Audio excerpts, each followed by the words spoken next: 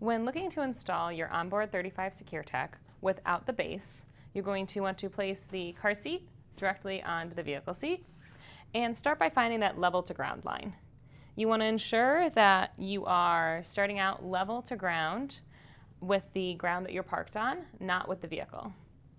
Once you feel that you are level, you're going to want to start to install your seat, making sure that the handle is in the most upright position, taking the vehicle seat belt and routing the lap portion of the lap and shoulder belt through the shell belt guides on either side, and then clicking it into the seat belt across from you.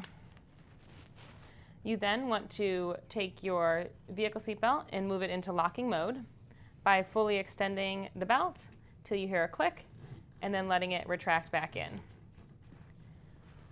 Once you've locked your seat belt, you're going to press down on the car seat and begin to remove the slack from the belt. Continually checking to ensure that you're maintaining a level to ground line with the ground. As you remove that slack, you get a tight install. Checking that level line, ensuring that you're still level to ground, and then giving the car seat a check by grabbing at the seat bite area of the shell and wiggling side to side.